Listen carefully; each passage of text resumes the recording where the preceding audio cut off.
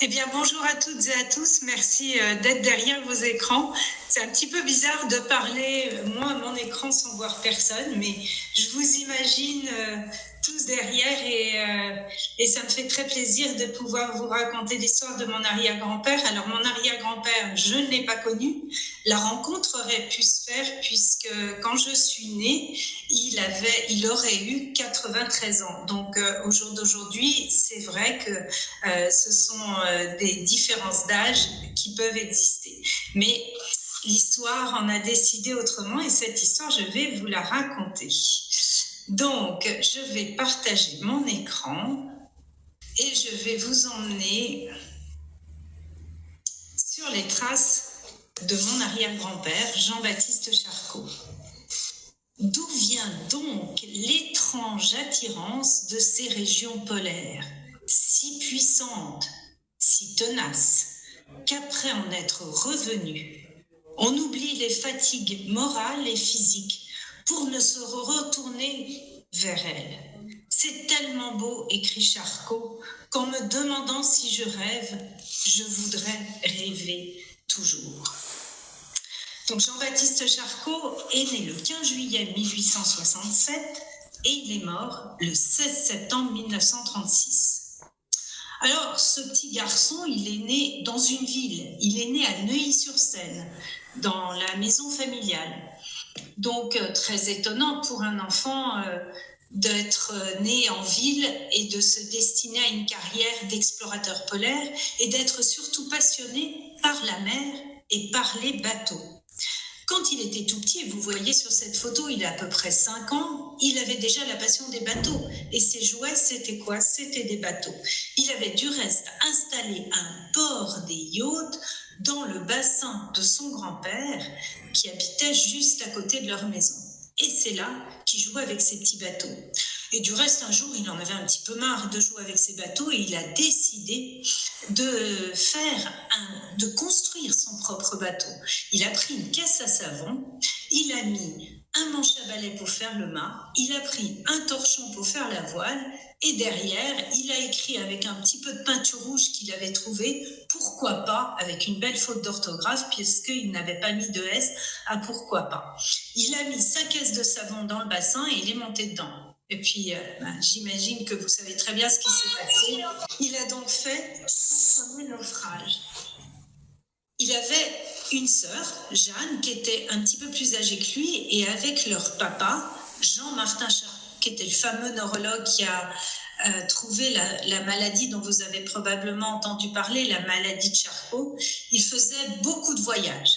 Ils sont allés un petit peu partout et en particulier quand il est allé dans un voyage en Andalousie, donc en Espagne, c'est là où il s'est mis à détester la chaleur et à se promettre de ne jamais retourner dans un pays chaud.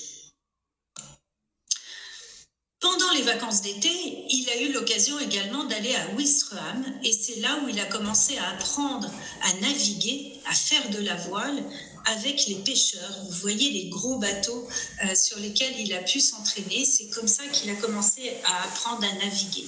Et c'est là également où son goût pour la mer et pour la voile est devenu de plus en plus fort. Voilà, je vous parlais de Jean-Baptiste Charcot qui avait appris à naviguer et à faire de la voile à Ouistreham. Et là, on voit Jean-Baptiste Charcot qui grandit et qui évolue dans des valeurs de respect, d'honneur, de travail, de patrie, de famille. Il aime partager avec les autres et il aime également beaucoup les animaux. On voit qu'il en impose, hein. Vous voyez, il est fort, mais il reste toujours humble et simple. Il est résistant, il a une grande résistance physique, il est aussi une grande résistance morale qui le pousse toujours à réagir positivement. Et Jean-Baptiste Charcot n'a qu'une idée, il veut faire des études de marine, il veut rentrer à l'école navale, il veut être marin, mais son papa qui est médecin lui dit « Non Jean-Baptiste, tu ne feras pas marine, tu seras médecin ». Et à l'époque, on ne discutait pas tellement les ordres de son papa. Et donc, il a dit « D'accord, je serai médecin ».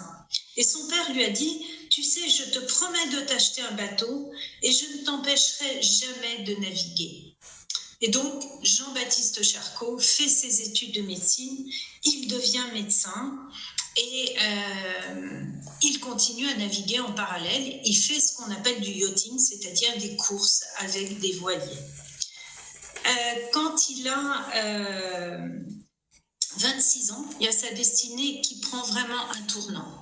En fait, son papa meurt brutalement. Il n'a pas terminé complètement ses années de médecine puisqu'il va passer son doctorat. Il pourrait à ce moment-là dire « bon, j'arrête. Ok, j'arrête médecine et je vais faire de la navigation. » Mais non. Il continue, il termine ses études, il devient médecin. Il travaille comme son papa à la Salpêtrière.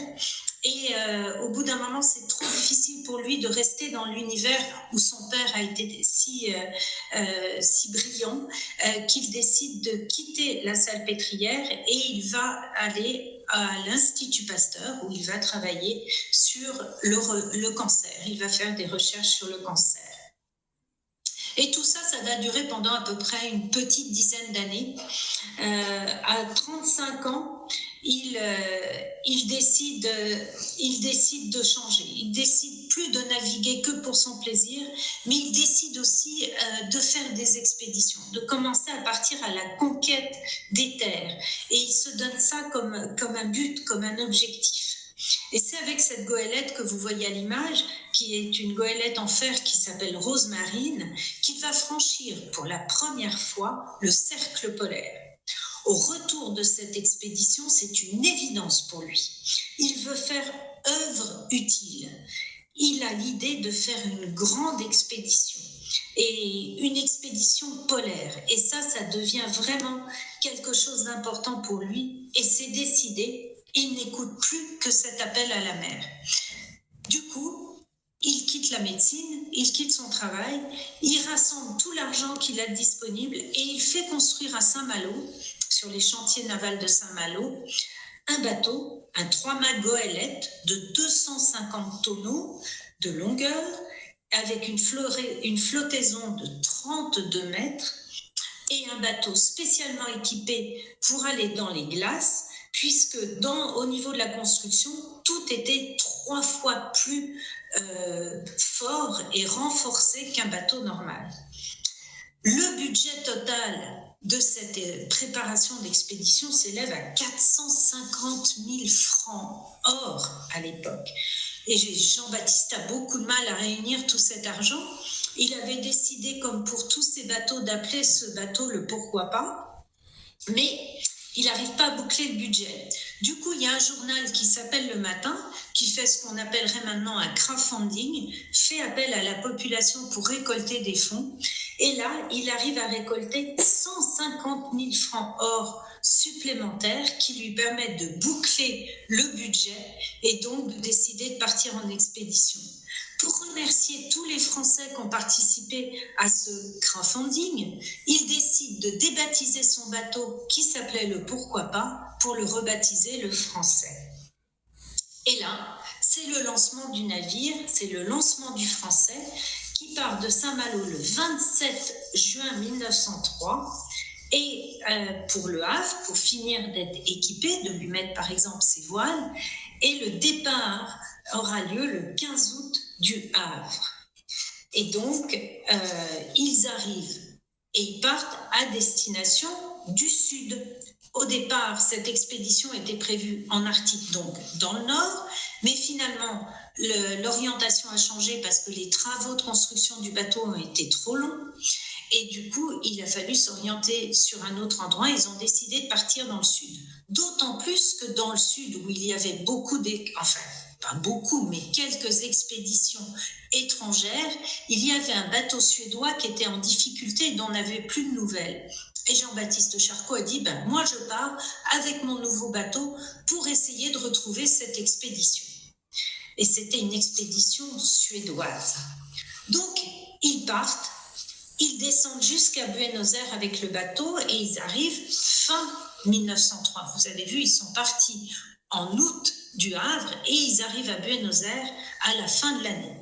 Et là, qu'est-ce qu'il retrouve? Il retrouve l'expédition suédoise qui avait réussi à se sauver toute seule et qui est arrivée. Et cette expédition, pour remercier Jean-Baptiste Charcot de son intention de vouloir les sauver, a offert à Jean-Baptiste Charcot et tout l'équipage des chiens, 5 chiens husky et Toby le cochon. Toby le cochon qui est donc monté à bord du Français et qui est devenu la mascotte. Et voilà, notre bateau, le Français, part, il traverse le Drec. Vous en avez entendu parler dans l'expédition Marin des Glaces avec ce que vous a raconté Mathieu Tordeur. C'est donc ce passage qui est assez compliqué.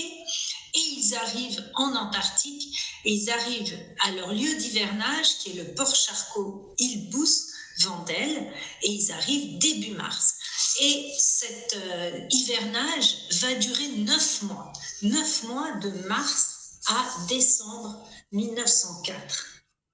Donc, le navire Le Français est amarré. On ne s'installe pas n'importe comment à l'époque. Imaginez, on a peu d'instruments de mesure. Les glaces, on ne connaît pas très bien encore. Donc, Le Français est amarré, la proue, c'est l'avant du bateau, vers la terre, de façon à pouvoir débarquer facilement tout ce qui était à bord, au cas où la coque se briserait. Effectivement, les glaces au moment de l'hiver vont venir se mettre tout autour de la coque et la force de ces glaces est tellement importante qu'elle peut briser un bateau et c'est déjà arrivé dans l'histoire. Donc la coque était appuyée contre une paroi rocheuse, comme ça permet de solidifier la coque et ça permettait surtout d'éviter aux icebergs en dérive qui viennent de s'abîmer contre la coque.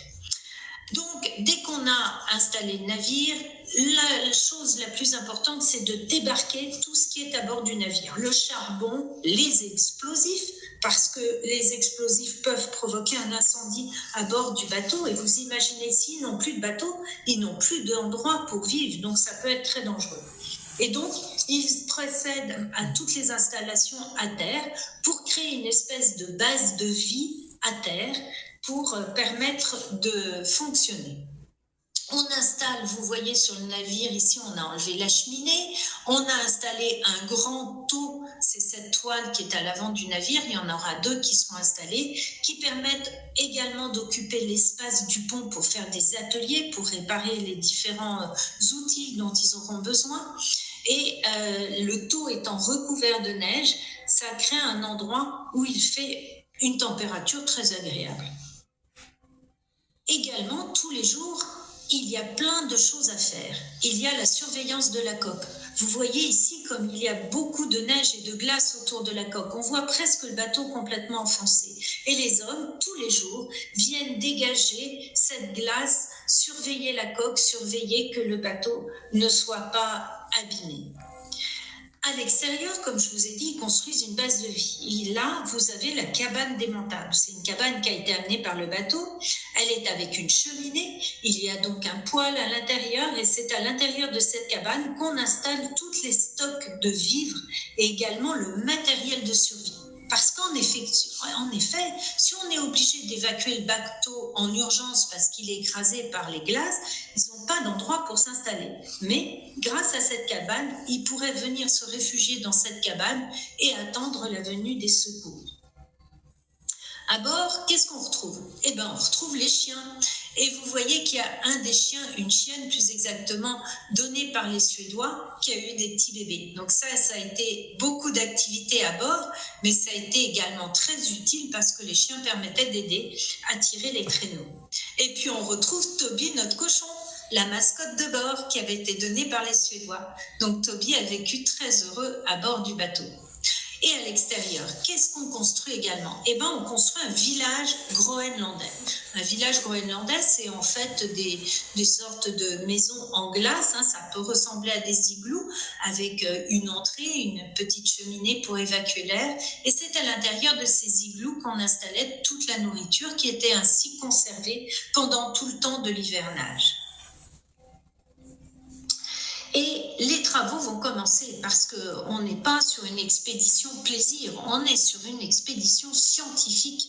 Donc, il y a beaucoup de choses à faire. Il y a des travaux d'hydrographie, d'océanographie, de météorologie, de magnétisme terrestre, d'électricité atmosphérique, de gravitation universelle, mais également de la géologie, de la zoologie, de la botanique, de la bactériologie et bien sûr le relevé et la cartographie de toutes ces terres nouvelles que Charcot et son équipage vont découvrir. Alors là, on les voit, ils sont devant une cabane en pierre qui est en fait la cabane magnétique. C'est une cabane qu'ils ont construite directement. Ici, on voit Jean-Baptiste Charcot avec son pull blanc en train de faire des prélèvements d'eau. Ici, on voit aussi un tandem, un matelot, on voit sur son pull le nom du Français et ils sont en train de faire des relevés. Vous avez ici une photo qui représente le laboratoire qui était installé à l'intérieur du bateau. Et vous pouvez regarder que la personne qui est en train de voir par son microscope est près du hublot parce qu'il n'y avait pas d'électricité à bord. Il n'y avait pas d'électricité sur cette première expédition et il faisait de la lumière avec des bougies. Il y avait également des expéditions qui avaient lieu à terre. Donc on partait avec des gros, j'ai perdu le nom, bon c'est pas grave, des gros traîneaux, avec plus de 800 kilos de chargement. Donc vous voyez, ils se mettaient à 4 pour tirer, il y en avait un autre qui poussait.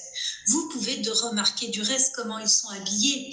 Ils n'ont pas les tenues qu'on a à l'heure actuelle avec du Gore-Tex. Ils ont des guêtres en cuir, ils ont des chaussures qui ne sont pas non plus très épaisses.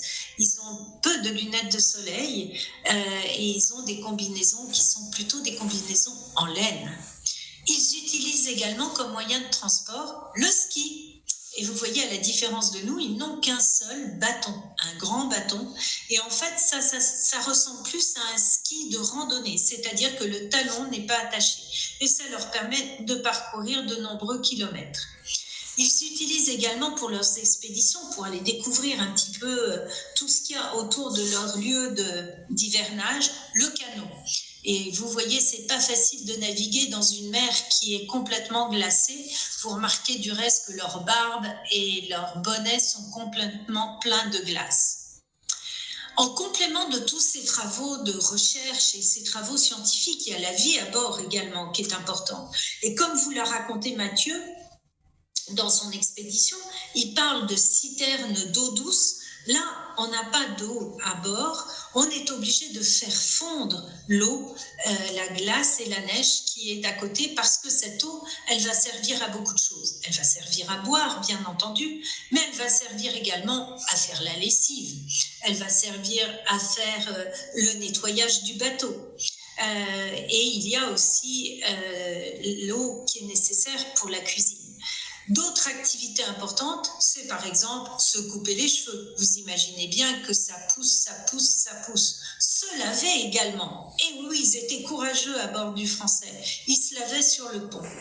Et puis, il fallait également dormir. Vous avez là un aperçu d'une des cabines. Alors, les gradés, enfin les personnes qui faisaient partie de l'état-major avaient des cabines avec un seul lit. La cabine de Jean-Baptiste Charcot n'était pas chauffée. Vous avez ici au fond une petite lampe à pétrole qui permettait de s'éclairer. Il y avait également le carré. Le carré, c'est l'endroit où tout le monde se retrouvait, qui permettait de travailler, de lire. Il y avait une bibliothèque avec beaucoup de livres, mais également de prendre les repas. Vous avez ici Jean-Baptiste Charcot à gauche qui est en train d'écrire ses rapports sur une machine à écrire. C'était l'ancêtre de notre ordinateur. Et puis, il y avait les soirées où on se retrouvait avec les marins. Et là, il n'y avait pas le téléphone, il n'y avait pas Internet, il n'y avait pas la télévision. Alors, on écoutait de la musique. Et voilà à quoi ressemblait la cuisine. Pas très grand comme cuisine. Et pourtant, on mangeait très très bien à bord du Français. Et regardez, ils s'habillaient, ils mettaient des costumes avec des cravates pour passer à table. Voilà.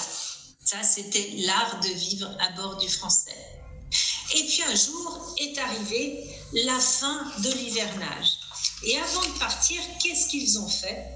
Le 25 décembre 1904, ils ont construit un cairn.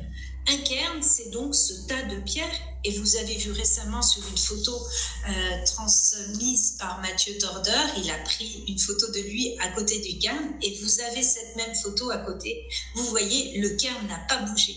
On parle de 1904. On est cette année en 2023, donc ça fait pratiquement 120 ans et ça n'a pas bougé. À l'intérieur de ce cairn, ils ont installé des informations, c'est-à-dire ils ont mis ça dans des bouteilles pour être protégés, en donnant des informations sur leur projet de navigation. Ça permettait que s'il leur arrive quelque chose, on savait dans quelle direction ils étaient partis, parce que bien entendu, ils n'avaient pas encore la radio et toujours pas ni Internet ni téléphone. Donc, ils avaient mis des informations à l'intérieur de ce cairn pour dire, à partir de demain, on va partir dans telle direction. Et également, à l'extérieur du cairn, sur une plaque, ils avaient mis le nom de toutes les personnes qui étaient à bord. Et donc, ils sont repartis dans la navigation. Donc, vous voyez que ce n'est pas une navigation facile. On est dans une navigation au milieu des glaces, avec des gros blocs de glace, avec cette mer, avec le vent. Tout ça, c'est très dur. On est avec un bateau à voile qui a malgré tout une machine à vapeur. Mais c'est une navigation qui est très, très, très difficile. Très difficile parce qu'on a peu de repères, parce que quelquefois, on ne voit rien. Quelquefois, il neige à gros flocons. Donc, c'est très difficile. Et là, malgré les difficultés de cette navigation, ils ont décidé d'aller dans le sud. Et ils se retrouvent à mi-janvier. Donc, ça fait à peu près la moitié d'un mois qu'ils sont partis, à une 60aine de milles de la Terre, Alexandre Ier. Et là, ils approchent une nouvelle Terre, c'est la découverte. C'est une Terre qui n'existe pas sur les cartes marines qu'ils ont. Elle est dominée par 5 pics remarquables et ils sont tous, imaginez, à bord, mais très excités par cette découverte. Et du coup, ils lui donnent un nom, parce qu'il y a beaucoup d'endroits en Antarctique où, en fait, les terres n'ont pas de nom, les pics n'ont pas de nom, les montagnes n'ont pas de nom. Et du coup, Charcot a donné des noms avec son équipage et il donnait des noms de personnes qui étaient importantes pour eux. Et du coup, cette terre, il l'appelle la terre Loubet. Et là, accident. Tout d'un coup, ils talonnent, c'est-à-dire qu'ils sortent quelque chose, ils ne savent pas quoi. Le bateau grimpe à la verticale et il y a un craquement sinistre. Le navire fait eau, il y a de l'eau qui rentre dans le navire. Le naufrage paraît inévitable, la machine ne fonctionne plus. Et là, les hommes commencent à pomper manuellement pour enlever l'eau qui est dans la cale. Charcot donne l'ordre du retour. On rentre à Buenos Aires. Les travaux, malgré tout, continuent. Ils continuent à relever les côtes, les terres qu'ils croisent. Tout ça, ça se fait dans des conditions précaires. Les hommes sont trempés. Et en fait, ils arrivent à Buenos Aires le 15 mars. Mais là, le bateau est foutu. Ils ne peuvent pas repartir avec le bateau qui a une énorme voie d'eau. Du coup, c'est le gouvernement argentin qui rachète le bateau. Et Jean-Baptiste Charcot, ses hommes et toutes les caisses des prélèvements rentreront jusqu'en France grâce au paquebot que vous voyez à l'image, qui s'appelle le paquebot l'Algérie. Alors, grâce à cette expédition, l'expédition du Français en Antarctique, exactement à l'endroit où se trouve actuellement Mathieu Torder et ses amis, Jean-Baptiste Charcot et son équipage ont relevé 1000 km de côtes, des côtes nouvelles. Ils les ont relevées, ils ont établi des cartes marines détaillées, ils en ont fait 3, ils ont fait également 4 plans, ils ont fait 75 caisses d'observation, de notes, de mesures et des collections, c'est-à-dire des morceaux de tout ce qu'ils ont prélevé, qui ont été destinés au Muséum national d'histoire naturelle, qui est basé à Paris. Donc, cette expédition, elle est vraiment remarquable. Grâce à cette expédition, Jean-Baptiste Charcot permet à la France de revenir dans les régions polaires, plus de 60 ans après Dumont-d'Urville. Il est le premier Français à considérer ces régions comme un terrain de travail et non pas comme un champ de course, comme le faisait par exemple Scott. véritable polar gentleman. Alors Jean-Baptiste Charcot, après, il a décidé de repartir en Antarctique. Mais là, il repart avec un nouveau bateau, puisque son premier bateau, il est resté en Argentine. Et la deuxième expédition a lieu de 1908 à 1910, avec son fameux bateau, le Pourquoi pas. Donc, c'est ce bateau qui a été construit également à Saint-Malo, construit par Jean-Baptiste Charcot sur les chantiers Gautier à Saint-Malo. Et c'est avec ce bateau que Jean-Baptiste Charcot va continuer toute sa carrière et qu'il restera à bord de ce navire. Donc, cette deuxième expédition se fera avec un hivernage à l'île Petermann. Et les résultats seront également considérables dans tous les domaines de la science. Et là, vraiment, Charcot devient un explorateur polaire reconnu. Au retour de cette expédition, il y a pas mal de changements dans la vie personnelle de Jean-Baptiste Charcot. Il se marie, il a donc 2 filles, dont ma grand-mère, Monique, et il y a la guerre, la Première Guerre mondiale, et suite à la guerre mondiale, Jean-Baptiste Charcot va maintenant ne faire que des expéditions scientifiques qui dureront environ de 3 à 4 mois, toutes au départ de Saint-Malo. Au total, il fera 27 missions, et ces missions seront réalisées plutôt dans le nord. Et du reste, le Pourquoi pas sera le premier navire français à atteindre la côte orientale du Groenland. En 1934, c'est l'année du croisement de 2 destinées. Vous voyez à droite Jean-Baptiste Charcot, on voit qu'il a pris de l'âge et il croise et il accompagnera Paul-Émile Victor. Il accompagnera Paul-Émile Victor dans une mission scientifique. Le 26 août 1936, Charcot note une anecdote. À l'instant, on m'apporte dans ma cabine une délicieuse mouette qui est venue sur le pont. Elle s'est laissée prendre à la main. Je l'ai caressée bien doucement et j'ai gratté sa jolie petite tête blanche sans qu'elle paraisse effrayée. Nous allons lui donner du pain trempé dans du vin et la mettre dans une caisse ouverte d'où elle pourra s'envoler quand elle voudra. Jean-Baptiste Charcot a toujours été très sensible au sort des animaux. Il s'efforçait de faire respecter les animaux, de demander à son équipage de respecter les animaux. C'était très important pour lui. Et du coup, il va s'attacher à cette mouette et il va la nommer Rita. Et en fait, cette mouette qui vivait en liberté à bord du bateau, elle n'a jamais quitté le bateau. Sauf, je vais vous raconter quand. Là, nous sommes le 15 septembre 1936.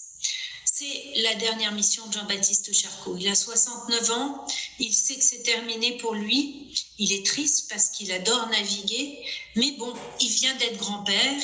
Il a une petite fille qui s'appelle Anne-Marie. Cette petite fille, c'est ma maman. Et il est content de rentrer en France pour faire la connaissance de ce petit bébé. Il quitte donc Reykjavik le 15 septembre. Il a eu un bulletin météorologique qui était à peu près bon. Il doit partir pour le Danemark. Et là, subitement dans la nuit, il y a une terrible tempête qui se lève. Une tempête comme il en existe en Islande. Et le navire va faire naufrage. Le navire va faire naufrage le lendemain matin à 5h du matin. Et sur les 41 hommes qui étaient à bord du bateau, il n'y aura qu'un seul survivant. Voilà, c'est la fin de l'histoire, c'est la fin du pourquoi pas, c'est la fin de Jean-Baptiste Charcot et de tous ces hommes. Et on peut dire que pendant plus de 3 décennies de navigation dans les mers polaires, il fait flotter le pavillon national au service de la science, très important. Et il porte cette volonté de faire de la France une nation polaire. Alors aujourd'hui, on peut dire qu'il a réussi. Parce qu'aujourd'hui, tous les enregistrements de données climatiques, océanographiques, d'une rigueur et d'une ampleur extraordinaire pour l'époque, nous profitent encore pour la recherche car aujourd'hui, ça nous permet d'être des éléments de référence pour étudier les bouleversements climatiques que nous vivons.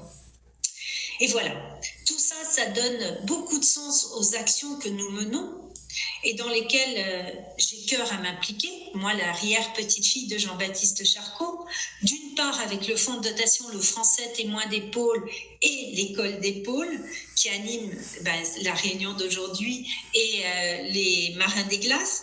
Et également, j'ai la chance d'être la présidente d'une association qui s'appelle Les Amis de Jean-Baptiste Charcot, qui nous permettent de continuer de raconter cette histoire et de mettre en relation différents organismes qui veulent œuvrer pour essayer de mettre en œuvre tout ce qu'on peut faire pour sauver notre planète. Voilà. Eh bien, écoutez, merci beaucoup pour votre attention. Et maintenant, si vous avez des questions, c'est avec grand plaisir. Un grand merci, Anne, pour ce très très beau témoignage et ces belles histoires sur du coup la vie de ton arrière-grand-père. Alors oui, en effet, il y a déjà quelques questions qui ont été posées dans le chat, donc je vais te les poser si ça te convient. Donc alors, première question, combien y avait-il de membres d'équipage lors de la première expédition à bord du Français ? Alors, ils étaient 21. 21. Deuxième question, est-ce que Toby a été mangé ? Ah ben non, on va pas manger la mascotte. Toby n'a pas été mangé. D'une part parce que Jean-Baptiste Charcot adorait les animaux et pour lui, c'était hors de question de tuer un animal si c'était pas absolument nécessaire. Il fallait qu'il mange à bord. Donc oui, ils ont tué des animaux. Ils ont été obligés de tuer des phoques, ils ont été obligés de tuer des manchots. Mais juste ce qui était nécessaire. Et Toby, en fait, est mort de sa belle mort et il a été enterré en Antarctique. Et si je puis me permettre, du coup, c'est le seul cochon au monde qui a été 2 fois en Antarctique. On est tout à fait d'accord. Donc un passé assez incroyable pour aussi Toby le cochon. Alors, une question maintenant de Nina de l'école de Dienne. Qu'a-t-on fait des chiens retour en France ? Et elle a aussi posé une seconde question. Alors, d'abord, on va commencer par celle-là. Qu'a-t-on fait des chiens au retour en France ? Alors, les chiens, précisément, ne sont pas rentrés jusqu'en France. Ils sont restés à Buenos Aires. Et malheureusement, il y a 2 chiens qui étaient morts, qui sont morts en Antarctique. Et est-ce qu'on connaît le nom des chiens ? Alors, oui, je les ai, mais je ne m'en souviens pas. Je ne les ai pas par cœur. Mais je pourrais vous apporter la réponse. Alors juste pour anecdote, dans mon souvenir, il y avait... alors je crois que c'était plutôt des chats après qui étaient nés à bord du Pourquoi pas, alors peut-être que tu me confirmeras ou pas cette anecdote, mais et qui étaient nés en Antarctique, et il y en avait 2, il y en avait un qui s'appelait, je crois, mais du coup c'était les chats pour le coup, il y en a un qui s'appelait Monsieur Pourquoi pas, et l'autre c'était Mademoiselle reviendras-tu. Tu confirmes ça? Je confirme, c'était à bord du Pourquoi pas, je confirme. Et il y a eu une petite chatte aussi dont je me souviens plus, donc qui avait eu...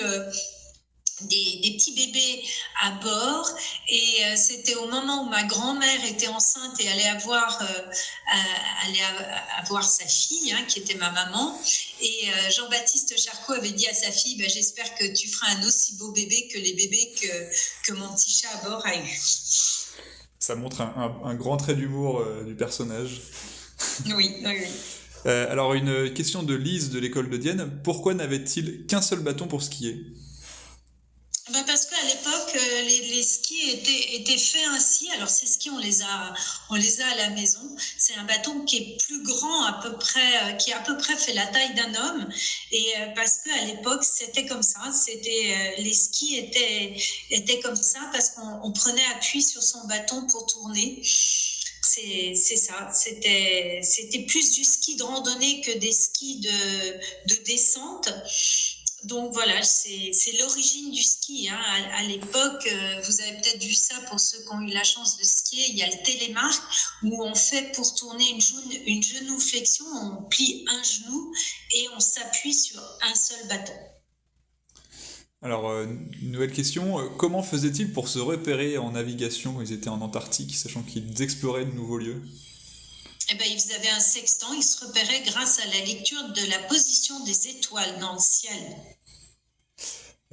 Une question à nouveau de Nina de l'école de Dienne. Combien avait-il pris de quantité de nourriture lors de la première expédition ? Alors, la quantité, ça, Nina, je peux pas donner une réponse précise, mais il faut savoir que la quantité était absolument importante, très importante, avec des boîtes de conserve, avec des biscuits. Il y avait beaucoup de choses qui leur avaient été données, du pain également. Voilà, mais les quantités précises, non, je les ai pas là. Je pourrais les retrouver, mais je les ai pas là et je les ai pas dans ma tête. Alors, une autre question de la classe de CM1 de Osier à Marseille. Comment se sent-on d'être l'arrière-petite-fille d'un homme qui a découvert l'Antarctique?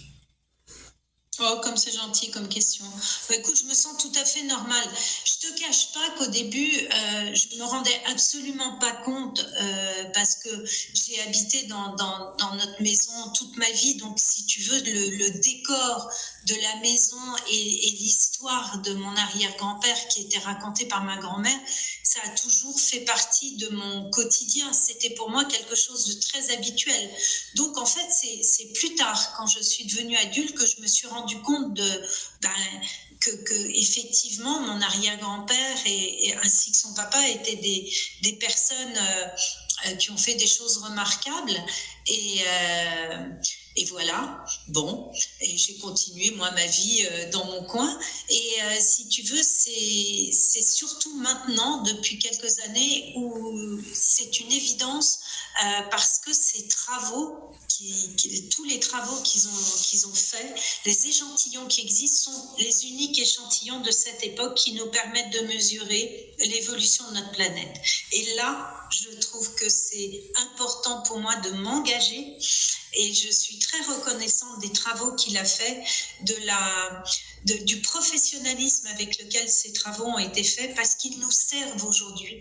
Et du coup, je suis très honorée. Alors, une question un peu dans la même thématique. Êtes-vous vous-même une exploratrice? J'ai ça dans l'âme. C'est-à-dire, je suis un peu oui, j'aime bien bouger partout. Après, c'est pas mon métier, non. Mais n'est que si j'étais née un petit peu avant, j'aurais aimé le faire. Mais non, ma vie n'est pas celle d'une exploratrice. C'est plutôt ma fille qui le serait. Alors Emma de l'école de Dienne demande si tu sais s'il y avait un survivant lors du naufrage. Qui était le survivant? Alors tu sais qu'il y avait un survivant, mais qui était le survivant? Il s'appelait Gonidec. Et c'est le seul qui a pu... le naufrage a eu lieu dans une mer horriblement froide, un soir de tempête, et en fait, malheureusement, les hommes mouraient très rapidement, saisis par le froid de l'eau, et le temps de survie dans des eaux aussi froides est très court, et lui, il a pu s'accrocher à l'échelle de coupée. C'est une grande échelle qui permettait de passer du pont du bateau sur la terre, et donc il a pu s'accrocher sur cette échelle. Et il a survécu. Voilà, on ne sait pas vraiment pourquoi. Heureusement, quelque part, parce qu'il a pu nous raconter, vous imaginez comme il a été choqué, parce qu'à l'époque, d'avoir autant de personnes qui meurent autour de vous, c'est très choquant. D'autant plus qu'il venait de passer toute une période d'expédition avec tous ces hommes avec qui il avait partagé beaucoup de temps, et avec son commandant Jean-Baptiste Charcot, qu'il aimait beaucoup. Et donc, grâce à son témoignage, on a pu savoir ce qui s'était passé. Et une autre question sur la même thématique qui demande si on a retrouvé le corps de Jean-Baptiste Charcot. Oui. Il y a des corps qu'on n'a pas retrouvés, il y a des corps qu'on a retrouvés par la suite, mais celui de Jean-Baptiste Charcot a fait partie des corps qui ont été retrouvés, oui. Alors, il y a donc sur une totalement autre thématique, Brune de la classe de CM1 à Bordeaux dit que son grand-père construit une maquette du bateau. Alors, je sais pas si c'est bravo, Brune. Je sais pas si c'est français ou pourquoi pas, mais en tout cas, voilà. Alors, Vincent Fraga d'une classe de CM1 demande si vous avez connu votre grand-père. Ah oui, mon grand-père, oui. Mon grand-père, oui, bien sûr. J'ai connu ma grand-mère, j'ai même habité avec eux, mais j'ai pas connu mon arrière-grand-père. Jean-Baptiste Charcot, c'est mon arrière-grand-père. Est-ce que tu es déjà allé en Antarctique? Oui, je suis déjà allée en Antarctique et je retourne en Antarctique bientôt. Et en fait, il y a l'une d'entre vous qui m'a posé la question tout à l'heure de savoir comment je me positionnais par rapport à mon arrière-grand-père. Et en fait, la première fois que je suis allée en Antarctique, c'était en 2018. Ma maman venait de nous quitter et j'étais bien entendu très triste de ne plus avoir ma maman. Et elle savait que je partais en Antarctique et c'était un voyage qu'on aurait voulu faire toutes les deux, mais on n'a jamais eu l'occasion de le faire. Et quand je suis partie là-bas, après la mort de maman, je ne savais pas comment j'allais me positionner par rapport à mon histoire familiale. Et quand je suis arrivée en Antarctique et que je me suis trouvée devant le F du français, là, je pense que Mathieu Torder vous a également mis cette photo en partage. Le F du français, en fait, c'est la signature dans un rocher. Ils ont gravé un F en souvenir de l'hivernage. Et là, j'ai eu une émotion terrible qui est venue. J'ai eu beaucoup d'émotions et une évidence comme quoi j'allais m'engager dans l'histoire de mon arrière-grand-père. Donc pour moi, l'Antarctique, c'est très important. Alors il y a un certain Étienne aussi qui pose une question pour savoir s'il y avait d'autres animaux qui se trouvaient sur le bateau, donc à part les chiens et Toby. Les chats, il y avait un rat, oui, il y a eu des rats. Et il y avait des rats auxquels Jean-Baptiste Charcot, même les rats, parce qu'à bord d'un bateau, un rat, c'est pas génial, parce que ça peut manger les vivres, ça peut aussi grignoter les bouts et les cordages. Eh bien, il lui donnait des petits morceaux de fromage. Mais ça, c'était pas un animal qui était bienvenu. Est-ce que tu aurais aimé naviguer avec ton arrière-grand-père ?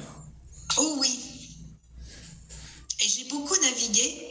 Et mon rêve, mais je ne l'ai pas réalisé, parce que je suis devenue maman, il fallait que je m'occupe de mes enfants, c'était de partir toute seule à bord d'un navire, un petit voilier avec mon chat. Voilà, vous savez tout. Je ne l'ai pas fait. Et que penses-tu de l'exploration spatiale ? Ça c'est à l'opposé. L'exploration spatiale, je trouve que ça fait partie dans la science des choses très importantes et qui nous apportent beaucoup de choses. Et une dernière question, quel est ton métier actuel et a-t-il un lien avec l'exploration ?